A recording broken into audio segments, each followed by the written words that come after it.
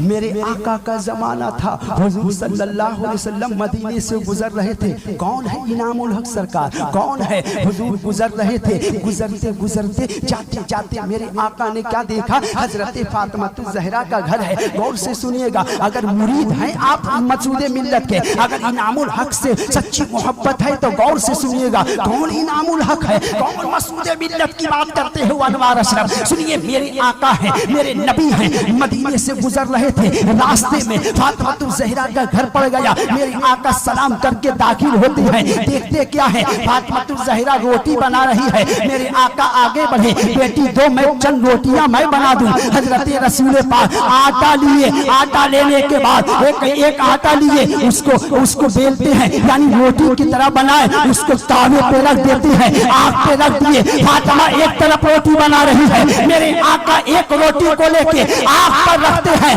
तावा पे रखते हैं। फातिमा ज़हरा सारी रोटियां बना ली। मेरे आका एक रोटी जो रखे थे वो रोटी उसी तरह कच्ची है, पक नहीं रही है। फातिमा कहती है, या रसूल अल्लाह, हे मेरे बाबा जान, मैं सारी रोटियां बना ली हूँ, एक रोटी आपकी जो है आग पर उसी तरह है। तो गौर से आवाज आई, सुनो फातिमा, जिस जिस जिस जिस चीज में मेरा नबी हाथ लगा देता है, दुनिया की आग उस पर असर नहीं करती।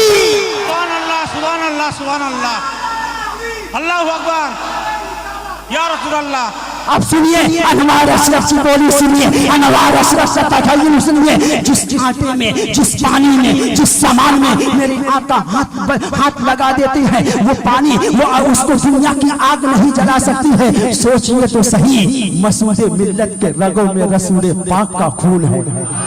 आले रसूल सैयद इनामुल हक के रगों में रसूल पाक का खून है। सोचो, जब रोटी को दुनिया की आग नहीं जला रही है, तो आले रसूल के कदमों से जो लिपटा हुआ है, दुनिया की आग क्या, जहन्नम की आग भी नहीं जला सकती है।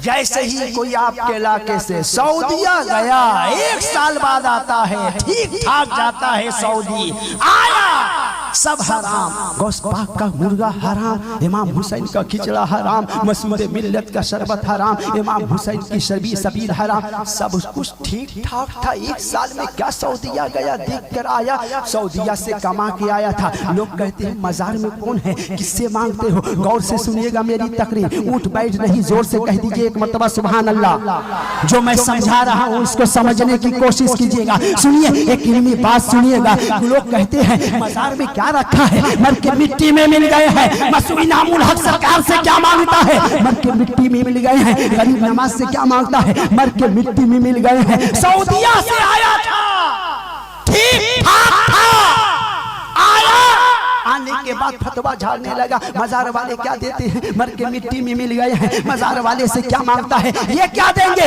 ये तो मर के मिट्टी में मिल गए हैं। 30 साल पहले उसके बाप ने एक घर बनाया था। गौर से सुनिएगा, एक घर बनाया था। उसने कहा घर को तोड़ो, इसमें मैं बिल्डिंग बनाऊंगा। एक दीवार तोड़ी गई, ईंट जितने निकले सब ईंट को संभाल कर रखा। दूसरी दीवार तोड़ी गई, तमाम ईंट को संभाल कर रखा। तीसरी दीवार तोड़ी गई, तमाम ईंट को संभाल कर रखा। गौर से सुनिएगा, गौर से सुनिएगा। ईंट पहले बनाई जाती है, उसके बाद आग में तिपाई जाती है, आग में रखी जाती है, आग में पकाई जाती है, तब ईंट तैयार होती है या नहीं है। ईंट को आग में रखा जाता है, आग के मरहले से ईंट गुजरती है, तब ईंट मजबूत हो जाती है। पहली दीवार तोड़ी गई, उसके बाद ईंट निकली, सबको सजा दिया। दूसरी दीवार तोड़ी गई, ईंट निकली, सजा दिया। तीसरी दीवार तोड़ी गई, ईंट निकली, सजा दिया। चौथी दीवार तोड़ी गई, एक भी ईंट नहीं निकली। नौजवान ने कहा ये ईंट कहाँ गए? जो मिस्त्री तोड़ रहा था, जो राजमिस्त्री तोड़ रहा था, उसने कहा बूढ़ा था, उसने कहा इस घर को मैंने बनाया था, तेरे बाप ने बनाया था, मैं मिस्त्री था, मैंने बनाया। 3 दीवार को मैं जब तैयार कर लिया, चौथी दीवार के लिए ईंट घट गई थी, ईंट नहीं थी। तेरा बाप गया ईंट लाने के लिए, पैसा कम था, कच्ची ईंट उठा के ले आया। जिस ईंट को आग नहीं लगाई गई थी वो सस्ती में मिली, तेरे वालिद लेकर आ गए। अब 30 साल के बाद जब देखा गया कच्ची ईंट थी, आग में नहीं तपी थी, तो वो आग में नहीं तपी थी, वो मिट्टी में रखी गई, मिट्टी खा गई, मिट्टी बन गई। जो आग में तपाई गई थी वो मिट्टी कल भी सलाम, वो ईंटा कल भी सलामत थी, आज भी सलामत है। सुन लीजिए, आम आदमी मरता है तो मिट्टी में मिल जाता है। अल्लाह का जो वली होता है अपने नफ्स को तकवा तहारत के आग में तपाता है। जब वो जिंदा रहता है सलामत रहता है, जब कब्र में चल जाता है जैसे पहले था वैसे ही कब्र में भी आज भी इमामुल हक सरकार वैसे ही सलामत, आज भी वैसा ही सलामत है। नजर आए तब तो देने वाला देता है, लेने का ढंग तो चाहिए। आंख में हो तब तो किसी अंधे को ला के खड़ा कर दो, वो कहेगा अंधेरा ही अंधेरा है। किसी आंख वाले को खड़ा करोगे, कहोगे मसूदे मिल्लत के गुलामों ने अब इस मैदान को मैदान नहीं जन्नत का टुकड़ा बना दिया है। मसूदे मिल्लत के गुलामों ने इसी तरह अगर कोई आशिक पहुंच जाए इनामुल हक सरकार के दरबार में, मांगे सरकार अता फरमाए, तो सरकार कल भी देते थे, आज भी अता फरमाएंगे, कयामत तक देते रहेंगे।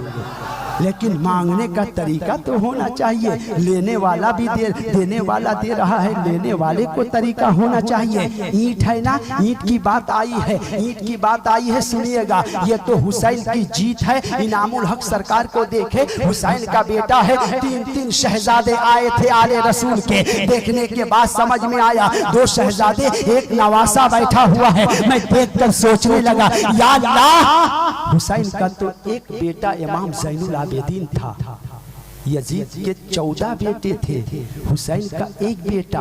पूरी दुनिया में बताओ कोई यजीद का बेटा नजर आता है? अरे एक भी हाजी साहब नजर आ जाए तो 10 मुहर्रम को हुसैन ही नहीं छोड़ेगा उसे। अगर भूले भटके कहीं मालूम हो जाए यजीद का बेटा है, नस्ल बाकी है, साल भर बाकी रह जाएगा, 10 मुहर्रम को कोई हुसैनी उसको जिंदा नहीं छोड़ेगा। हुसैन का एक बेटा, यजीद के 14 बेटे थे, लेकिन यजीद के नामो निशान मिट गए, हुसैन के नामो निशान आज भी चमक रहे हैं।